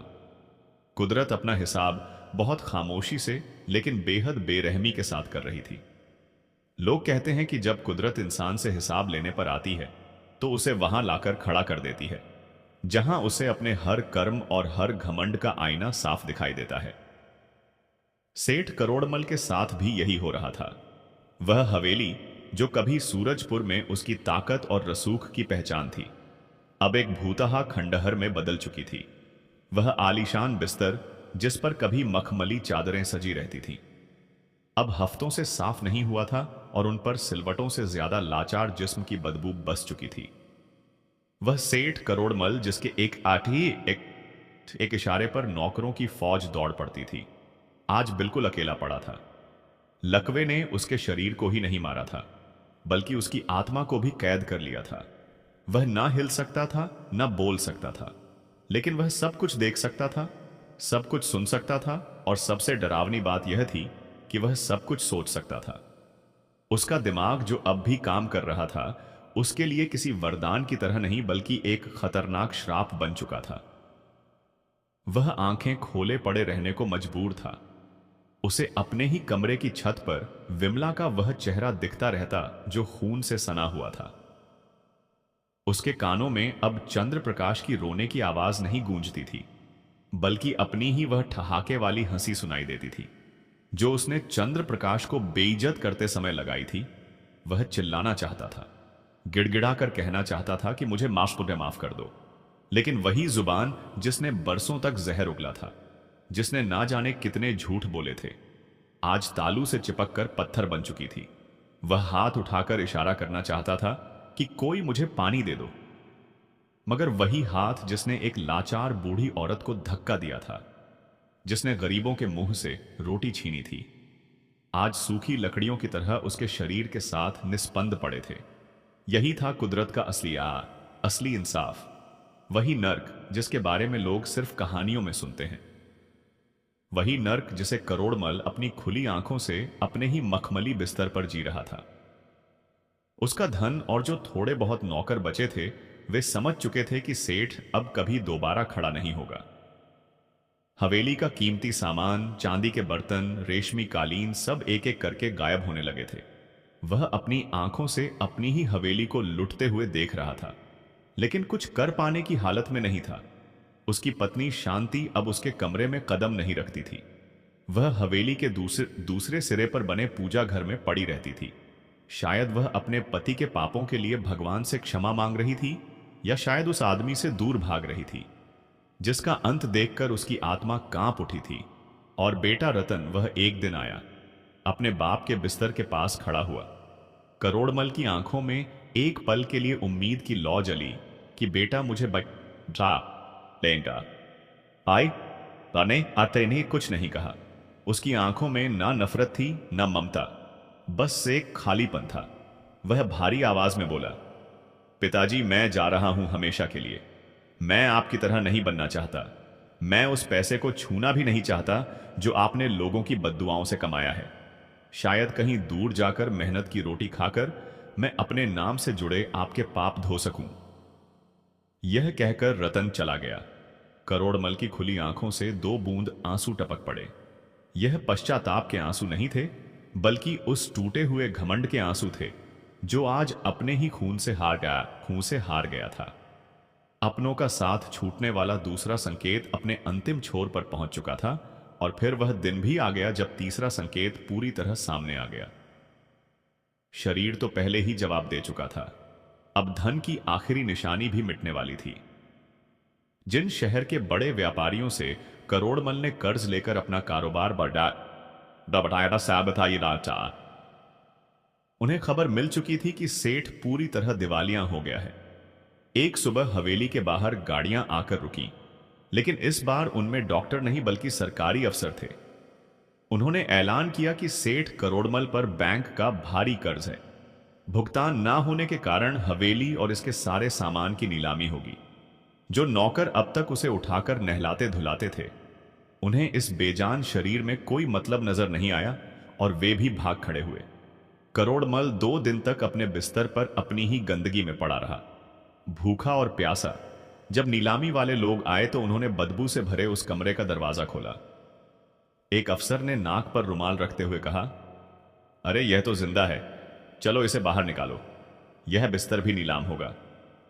2 लोगों ने उसे किसी बोरी की तरह उठाया और हवेली के बाहर उस धूल भरे आंगन में जहां कभी उसकी बग्घी खड़ी होती थी, एक फटी हुई खटिया पर लाकर पटक दिया। वह सेठ करोड़मल आज खुद नीलाम होने वाले सामान का हिस्सा बन चुका था। आंगन में गांव के लोग जमा होने लगे। वे लोग जिन्हें कभी उसने अपनी हवेली की चौखट पर खड़े होने लायक भी नहीं समझा था, आज वही लोग अंदर खड़े थे और तमाशा देख रहे थे। कोई हंस नहीं रहा था, कोई ताना नहीं मार रहा था, क्योंकि कुदरत का इंसाफ किसी को मारता नहीं, बस जीते जी सब दिखा देता है।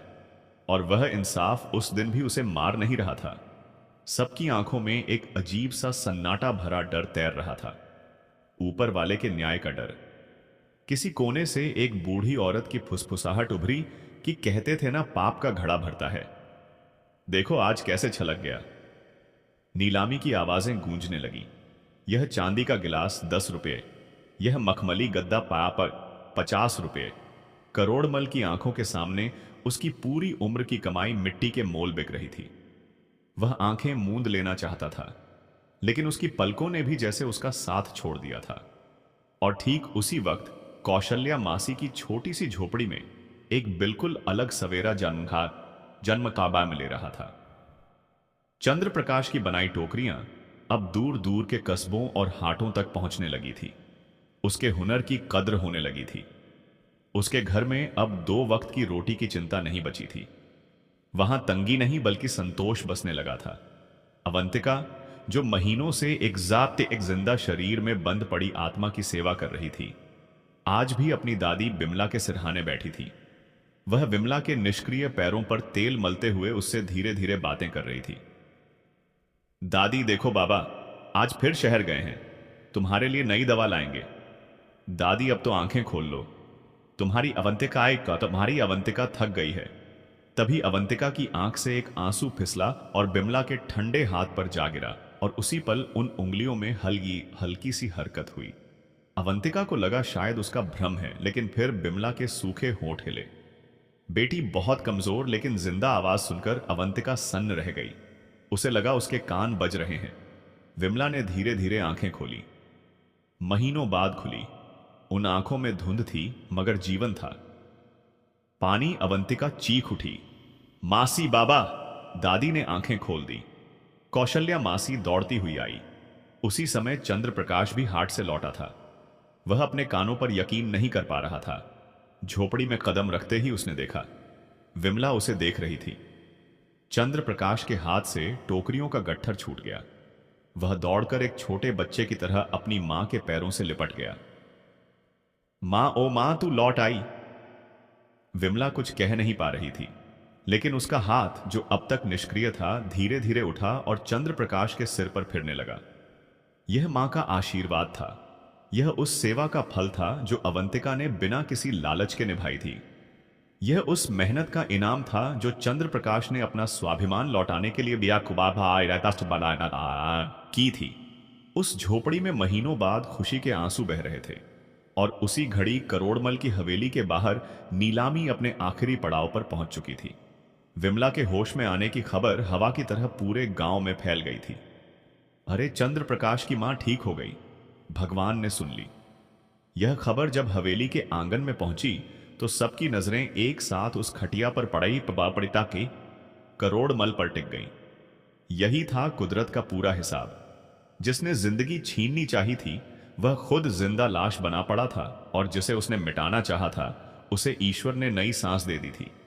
तभी भीड़ को चीरते हुए चंद्रप्रकाश, अवंतिका और कौशल्या मासी वहां पहुंचे।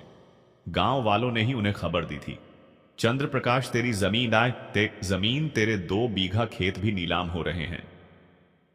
चंद्रप्रकाश दौड़ता हुआ आया और आंगन के बीच खड़ा हो गया। उसकी नजर उस अवसर पर थी जो बोल रहा था, 2 बीघा उपजाऊ जमीन बोली शुरू होती है। लेकिन बोली से पहले उसकी नजर उस खटिया पर पड़ी जहां करोड़मल पड़ा था। वही करोड़मल जो कभी बग्घी पर अकड़ से बैठता था, वही जिसने उसकी पगड़ी अपने पैरों में रखवाई थी, वही जिसने उसे उसकी ही जमीन पर आइंदा अपमानित किया था। आज वही आदमी बेबस पड़ा था। करोड़मल की आंखें भी चंद्रप्रकाश को ही देख रही थीं। उन आंखों में अब घमंड नहीं था, बस अपने कर्मों का खौफ था। वह रहम मांगना चाहता था, इस जिल्लत से बचाने की गुहार लगाना चाहता था, लेकिन उसका शरीर साथ नहीं दे रहा था। गांव वाले खामोश थे। सब देखना चाहते थे कि चंद्रप्रकाश क्या करेगा। वह गालियां देगा या बदला लेगा। चंद्रप्रकाश आगे बढ़ा। उसकी आंखों में ना कठोरता थी ना नफरत, सिर्फ करुणा थी। वह खटिया के पास रुका। दोपहर की तेज धूप सीधी करोड़मल की आंखों पर पड़ रही थी। वह जलन सह रहा था। चंद्रप्रकाश ने कुछ नहीं कहा, बस थोड़ा सा झुका और अपने शरीर की छाया क्या करोड़मल के चेहरे पर डाल दी। उसने अपनी परछाई से उस आदमी को धूप से ढक लिया जिसने उसकी जिंदगी में सिर्फ आग ही लगाई थी। करोड़मल की कांपती हुई आंखों से आंसू बह निकले। यह पराजय के आंसू थे। यह उस सच्चाई और उस धर्म के सामने झुकने की हार थी जिसे वह पूरी जिंदगी समझ ही नहीं सका था। चंद्रप्रकाश ने अपनी जेब से गुड़ का एक छोटा सा टुकड़ा निकाला जो वह अपनी मां के लिए लाया था, और उसने वही टुकड़ा करोड़मल के सूखे फटे और पपड़ी जमे होठों पर रख दिया। जा, तुझे माफ किया। चंद्रप्रकाश के मुंह से बस यही शब्द निकले। फिर वह बिना पीछे देखे अपनी बेटी अवंतिका और कौशल्या मासी के साथ वहां से लौट गया। उस पल उसे ना जमीन की चिंता थी ना नुकसान की, क्योंकि वह जान चुका था कि आज उसने जमीन से भी बड़ी चीज अपनी इंसानियत वापस पा ली है। और उधर करोड़मल उस गुड़ की हल्की सी मिठास को अपनी जीभ पर महसूस कर रहा था, लेकिन उसका सीना शर्म और ग्लानि के जहर से फटता जा रहा था। चंद्रप्रकाश का यह क्षमा कर देना करोड़मल के लिए मौत से भी कठोर दंड बन गया था। धीरे धीरे भीड़ छंट गई। हवेली सुनी हो गई। अफसर, खरीदार और तमाशा देखने वाले सभी लौट चुके थे। आंगन की तपती जमीन पर अब सिर्फ एक ही दृश्य बचा था। एक फटी पुरानी खटिया पर पड़ा हुआ सेठ करोड़मल, अपनी ही परछाई में सिमटा हुआ चंद्र प्रकाश की दी हुई वह छांव और होठों पर रखा गुड़ का टुकड़ा दया का ऐसा वार था जिसने उसे उस आग में झोंक दिया जिसमें जलकर वह राख भी नहीं बन सकता था। उसकी खुली आंखों के सामने अब नीलामी का दृश्य नहीं घूम रहा था, बल्कि उसे दिख रहा था चंद्र प्रकाश का वह शांत चेहरा जिसमें ना घृणा थी न बदले की चाह, सिर्फ करुणा थी। यदि नफरत के बदले नफरत मिलती तो शायद उसके अहंकार को तसल्ली मिल जाती। वह सोचता कि दुनिया हमेशा ऐसी ही होती है, लेकिन यहां तो सारा हिसाब उलट गया था। जिसे उसने कीड़े मकोड़े से ज्यादा अहमियत नहीं दी थी, वहीं आज उसे इंसान होने का अर्थ समझा गया था। जिसकी पगड़ी उसने कभी पैरों में रौंदी थी, आज उसी आदमी ने अपने स्वाभिमान की छांव में उसे ढक लिया था। यह हार किसी भी मृत्यु से बड़ी थी। गुड़ की वह मिठास अब उसके होठों पर झर बनकर फैल रही थी। हर एक कौर उसे उसकी जिंदगी की कड़वाहट और हर एक पाप की याद दिला रहा था। वह चीखना चाहता था कि चंद्र प्रकाश रुक जाओ, मुझसे नफरत करो, मुझे सजा दो, मुझे माफ मत करो। लेकिन उसकी आवाज बहुत पहले ही दम तोड़ चुकी थी। सूरज ढलने लगा। दोपहर की जलती धूप ठंडी पड़ने लगी और हवेली के आंगन में सायों का राज फैलने लगा। करोड़मल अकेला पड़ा था। वही आदमी जो कभी बग्घी में निकलता था तो पूरा गांव रास्ता छोड़ देता था। वही जिसके एक इशारे पर सैकड़ों सिर झुक जाते थे। आज वहां मक्खियों की भनभनाहट के सिवा कोई आवाज नहीं थी। उसे भूख लगी, उसे प्यास लगी। उसे याद आया कि कैसे उसने विमला के हाथ से पानी का लोटा छीनकर फेंक दिया था। आज उसके सूखे गले से आवाज भी नहीं निकल पा रही थी। उसे याद आया कि कैसे उसने चंद्र प्रकाश के खेत छीनकर उसे दाने दाने को तरसा दिया था। आज उसके अपने दांत उस गुड़ के छोटे से टुकड़े को चबाने में भी असहाय थे। उसका शरीर तो निढाल हो चुका था, लेकिन उसका दिमाग एक एक दृश्य साफ साफ दिखा रहा था। और यही कुदरत का आखिरी और सबसे कठोर इंसाफ था। जब इंसान का तन और धन दोनों साथ छोड़ देते हैं तो उसके पास सिर्फ उसका मन और उसके कर्म बचते हैं। और जब कर्म काले हो तो वही मन नर्क बन जाता है। रात गहराने लगी, चांदनी फैली और उस उजास में उसे अपनी हवेली की छत पर अनगिनत चेहरे दिखाई देने लगे।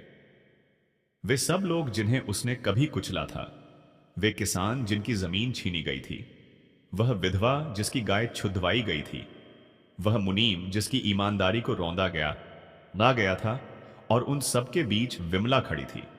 उसके माथे पर चोट का निशान वैसे ही चमक रहा था। वे सब खामोश थे और बस उसे देख रहे थे। करोड़मल भीतर से कांप उठा। वह आंखें बंद करना चाहता था, लेकिन मजबूर था। माफ कर दो, वह अपने मन में चीखा, मुझे माफ कर दो। मगर उसकी गुहार उसी के भीतर घुट गई। तब उसे समझ आया कि पाप का घड़ा भरने के बाद मिलने वाले 3 संकेत सजा नहीं होते, बल्कि चेतावनी होते हैं। मन का चयन खोना पहला मौका होता है संभल जाने का। अपनों का साथ छूटना वह दूसरा मौका होता है लौट आने का, और तन धन के नाश से पहले संभल जाने का। वही आखिरी चेतावनी होती है कि अभी झुक जाओ, अभी माफी मांग लो। लेकिन वह इंसान अपने घमंड में इन तीनों संकेतों को लगातार नजरअंदाज करता चला जाता है। और आज जब घड़ा पूरी तरह टूट चुका था, तब माफी मांगने के लिए भी उसके पास आवाज नहीं बची थी। उसकी सांसें जो अब तक उसके पापों का बोझ ढो रही थीं, अब भारी होने लगी। उसे अपने गले में तेज जलन महसूस हुई। उसे पानी की एक बूंद की तड़प हुई, वही एक बूंद जिसे उसने कभी बिमला के हाथ से छीन लिया था। उसने अपनी बेजान आंखों को आखिरी बार घुमाया। उसकी जिंदगी में कोई नहीं बचा था, क्योंकि उसने अपनी पूरी उम्र दूसरों को कुचलने और सताने में बिता दी थी। आज वही जिंदगी एक बूंद पानी के लिए तड़पते हुए अकेलेपन और बेबसी में खत्म हो गई। अगली सुबह जब गांव वाले उधर से गुजरे तो उन्होंने देखा कि हवेली के आंगन में पड़ी खटिया पर करोड़मल की आंखें खुली थीं, लेकिन उनमें अब जिंदगी नहीं थी। उसके सूखे होठों पर एक चींटी उस गुड़ के छोटे से टुकड़े को खा रही थी, और दूसरी ओर कौशल्या मासी की झोपड़ी में एक नई सुबह एक नई जिंदगी का संदेश लेकर आई थी। विमला अब सहारे से बैठने लगी थी। वह कमजोर जरूर थी, लेकिन उसकी आंखों में फिर से चमक लौट आई थी। वह बस अपनी पोती अवंतिका और अपने बेटे चंद्र प्रकाश को निहारती रहती थी। बेटा, उसने कांपती आवाज में कहा। वो खेत चला गया। चंद्र प्रकाश ने अपनी मां का हाथ थाम लिया और बोला, हां मां, खेत चला गया, लेकिन तेरा बेटा वापस आ गया। विमला की आंखों से आंसू बह निकले, लेकिन वे दुख के नहीं थे। मुझे माफ कर दे बेटा, मेरी वजह से तुमने इतना सहा नहीं मां।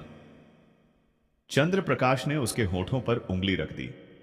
उस जमीन ने हमें सिर्फ अनाज दिया था, लेकिन इस मुश्किल ने हमें जीना सिखा दिया। इसने मुझे मेरे हुनर से मिलवाया, इसने मुझे अवंतिका की ताकत दिखाई, और इसने मुझे कौशल्या मासी जैसी मां दी। चूल्हे पर रोटी सेकती हुई कौशल्या मासी हल्के से मुस्कुरा दी। समय बीतता गया और चंद्र प्रकाश के हुनर ने उसे वह इज्जत और सुकून दिया जो 2 बीघा जमीन कभी नहीं दे सकी थी। उसकी बनाई टकरियां और चटाइयां अब शहरों तक जाने लगी थीं। उसने अपनी मेहनत की कमाई से झोपड़ी के पास ही एक छोटा लेकिन पक्का घर बना लिया। अवंतिका ने गांव के गरीब बच्चों को पढ़ाना शुरू कर दिया।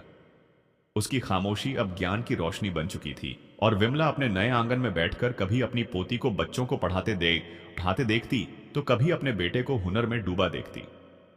गांव वाले अब चंद्र प्रकाश को बेचारा नहीं, बल्कि चंद्र प्रकाश भाई कहकर बुलाने लगे थे। लोग उससे सलाह लेने आते थे। कोई पूछता, तुमने उस करोड़मल को माफ कैसे कर दिया जिसने तुम्हारी जिंदगी उजाड़ दी थी? चंद्र प्रकाश बस मुस्कुरा देता और कहता, भाइयों, सजा देना हमारा काम नहीं है, वह ऊपर वाले का काम है। हमारा काम सिर्फ अपना कर्म करना है। अगर मैं उसे माफ ना करता तो मुझ में और उसमें फर्क ही क्या रह जाता? उसने जो किया वह उसके पापों का घड़ा था। मैंने जो किया वह मेरे धर्म का रास्ता था। घड़ा उसका भरा और फूट गया। रास्ता मेरा था और वही मुझे मेरी मंजिल तक ले आया। बस हिसाब इतना ही है। अब करोड़मल की कहानी खत्म हो चुकी थी। उसके पापों का घड़ा भर गया था और उसे तीनों संकेत मिले थे। पहले मन का चयन गया, फिर अपनों का साथ छूटा और आखिर में तन और धन सब मिट गया। लेकिन चंद्र प्रकाश की कहानी क्या जीत की कहानी है या एक गहरे सवाल की? क्योंकि सवाल यही है कि जब कोई इंसान हमें पूरी तरह तोड़ दे, हमारी मां को मौत के मुंह तक पहुंचा दे, हमारी इज्जत को रौंद दे और फिर वही इंसान लाचार होकर हमारे सामने पड़ा हो, तो क्या हम उसे माफ कर पाएंगे? क्या हम उसके जलते हुए चेहरे पर अपनी परछाई की छांव कर पाएंगे? यही सवाल इस कहानी को सिर्फ कहानी नहीं बल्कि जिंदगी का आईना बनाता है। और आखिर में यही पूछा जा सकता है कि क्या कुदरत का इंसाफ होकर रहता है? कभी भी किसी तीसरे की बातों में आकर अपने रिश्तों की डोर को मत तोड़ना, क्योंकि रिश्ते अपने होते हैं, दूसरों की राय के नहीं। यदि संबंधों की अहमियत समझनी है तो समय रहते समझ लो, क्योंकि सूखे हुए पेड़ पर बाद में पानी डालकर हरियाली की उम्मीद करना व्यर्थ होता है। जब तक किसी अपने से विश्वासघात ना मिले, तब तक इंसान को यह एहसास ही नहीं होता कि असली जिंदगी क्या होती है। यह जरूरी नहीं कि बड़ी चोट से ही गहरा घाव बने। कई बार छोटी छोटी बातें भी दिल में ऐसे निशान छोड़ जाती हैं जो उम्र भर नहीं भरते। किसी रिश्ते का खत्म होना उतना दर्द नहीं देता जितना उसके रहते हुए भावनाओं का मर जाना तोड़ देता है। जो लोग बुद्धि को छोड़कर केवल भावनाओं में बहते हैं, उन्हें हर कोई आसानी से मूर्ख बना लेता है। कदर करने वालों को अक्सर बेकदर लोग ही मिलते हैं। जो झुकना जानता है वही पूरे संसार को झुकाने की ताकत भी रखता है। दुनिया के लोग भी कितने अजीब होते हैं कि सारे खिलौने छोड़कर सीधे जज्बातों से खेलने लगते हैं। किस्मत दोस्त नहीं होती फिर भी रूठ जाती है। अक्ल लोहा नहीं होती फिर भी उस पर जंग चढ़ जाती है। आत्मसम्मान शरीर नहीं होता फिर भी घायल हो जाता है, और इंसान मौसम नहीं होता फिर भी पल पल बदल जाता है। कोई हमारे आंसुओं को नहीं देखता, कोई हमारे दुखों को नहीं समझता, कोई हमारे दर्द को महसूस नहीं करता। सबकी नजर बस हमारी गलतियों पर ही टिकती है। हर समय एक जैसा नहीं रहता, इसलिए अच्छे वक्त में कभी घमंड मत करना। रंग छोड़ने वाले कपड़े और रंग बदलने वाले लोग चाहे कितने ही महंगे क्यों ना हो, दिल से उतर ही जाते हैं। बस एक छोटी सी गलती काफी होती है और लोग आपकी सारी अच्छाइयों को भूल जाते हैं। कौन क्यों गया यह मायने नहीं रखता, बल्कि वह क्या सिखाकर गया यह जरूरी होता है। इंसान को उसकी मूर्खता नहीं बल्कि जरूरत से ज्यादा चालाकी डुबो देती है। अगर जीना है तो केवल एक शख्स बनकर नहीं बल्कि एक पहचान बनकर जियो, क्योंकि शख्स खत्म हो जाता है लेकिन शख्सियत अमर रहती है। अपनी आदतों के अनुसार चलने में उतनी भूल नहीं होती जितनी दुनिया का लिहाज रखते रखते हो जाती है। ताकत और धन जीवन के फल हैं, जबकि परिवार और साथ जीवन की असली जड़ है। किसी की किस्मत अच्छी दिखे तो बोलने से पहले उसके पीछे की मेहनत जरूर देख लेना। समय की मांग यही है कि अपने बच्चों से दोस्ती कर लो, इससे पहले कि गलत लोग उनसे दोस्ती कर लें। जिसने कम में जीना सीख लिया उसके जीवन में कभी कमी नहीं रहती। पहाड़ जितना झूठ आदमी आसानी से बोल जाता है, लेकिन रुई जितना सच उसके गले में अटक जाता है। आंसुओं की भी अपनी कहानी होती है, जो खुशी और गम दोनों की पहचान है। समझदार के लिए वे अनमोल हैं और ना समझ के लिए सिर्फ पानी। श्री कृष्ण कहते हैं कि लोग कहते हैं अपनों के दूर चले जाने से बहुत पीड़ा होती है, लेकिन उससे भी ज्यादा पीड़ा तब होती है जब कोई अपना पास रहकर भी दिल में दूरियां बना ले। लोगों पर 3 एहसान जरूर करो। यदि फायदा नहीं पहुंचा सकते तो नुकसान मत पहुंचाओ। खुशी नहीं दे सकते तो दुख मत दो, और तारीफ नहीं कर सकते तो बुराई भी मत करो। जोश में किया गया हर अपराध होश आने पर जिंदगी भर परेशान करता है। परवरिश और संस्कार बहुत मायने रखते हैं। केवल पढ़ लिख लेने से कोई अच्छा इंसान नहीं बन जाता। वक्त सब बदल देता है, और जिंदगी के सारे रंग खुद चुनने के बाद भी कोई जानबूझकर उदासी नहीं चाहता। शतरंज में बिसात और जिंदगी में जमीर अगर मर जाए तो समझो खेल खत्म। दिखावे से बेहतर है दर्द, प्यार, गुस्सा, रिश्ते और जज्बात को छुपा कर रखना। अगर इंसान अपने किरदार को अपनी बनाई दुनिया की नजरों में ही गिरा दे तो ऊपर वाला भी उसे गुनहगार मान लेता है।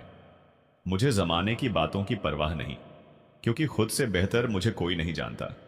इंसान उसी पल हार जाता है जब उसे यह एहसास हो जाए कि जिसे वह सब कुछ मानता था, उसके लिए वह कुछ भी नहीं था।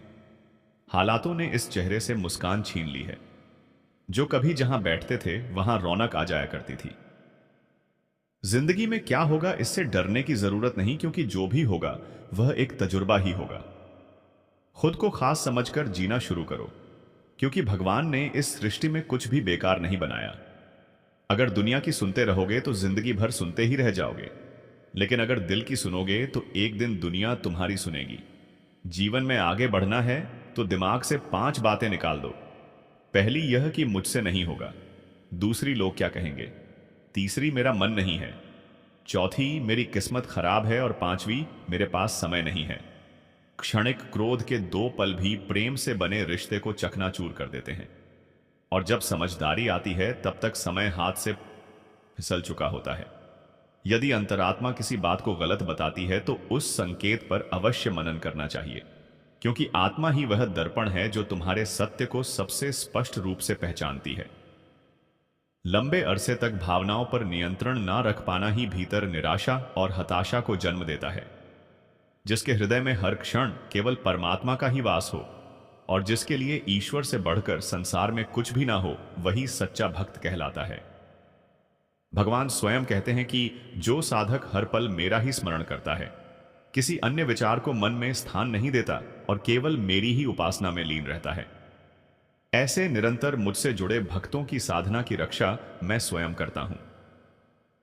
जीवन की यात्रा में कुछ यादों को भुला देना भी जरूरी होता है, क्योंकि जो हर बात को पकड़े रहते हैं वही सबसे अधिक पीड़ा भोगते हैं। जीवन को मुस्कुराकर बिताओ, क्योंकि यह नहीं पता कि सांसों की गिनती में कितना समय शेष है। सुख में साथ देने वाले बहुत मिल जाते हैं, पर दुख में जो खड़ा रहे वही सच्चा मित्र होता है। दूसरा कितना गलत है इसका अनुमान तो हर कोई लगा लेता है, लेकिन स्वयं कितनी त्रुटियां हैं यह कोई नहीं आंकता। लोग आह भरकर कहते हैं कि कोई किसी का नहीं होता, लेकिन खुद से यह पूरा आपा पूछना भूल जाते हैं कि हम स्वयं किसके हैं। गीता में श्री कृष्ण कहते हैं कि निंदा करने वाले तुम्हारी आलोचना करेंगे, चाहे तुम सही करो या गलत। इसलिए शांत रहकर अपने कर्म में लगे रहो और आलोचना से विचलित मत हो, क्योंकि निंदा उसी की होती है जो जीवित है। मृत्यु के बाद तो केवल प्रशंसा ही शेष रहती है। जिस दिन तुम दूसरों को नियंत्रित करने के बजाय स्वयं पर संयम रखना सीख लोगे, उसी दिन तुम्हारे अधिकांश दुख स्वतः समाप्त हो जाएंगे। गुरु से ज्ञान ग्रहण करो, पिता से संघर्ष की सीख लो और माता से संस्कार पाओ। बाकी जो शेष है वह संसार स्वयं सिखा देगा। प्रेम की पराकाष्ठा तब होती है जब किसी को प्रसन्न देखने के लिए उसे अपने प्रेम के बंधन से भी मुक्त कर दिया जाए। यदि कोई तुम्हें गलत समझे तो उत्तर शब्दों से मत दो, बल्कि अपने श्रेष्ठ कर्मों से दो, क्योंकि कर्म की गूंज शब्दों से कहीं अधिक अधिक प्रभावशाली होती है। प्यारे दर्शक बंधु, आज के लिए बस इतना ही। अगर आप हमारे चैनल पर नए थे तो मोरल स्टोरी 11x का चैनल को अवश्य सब्सक्राइब करें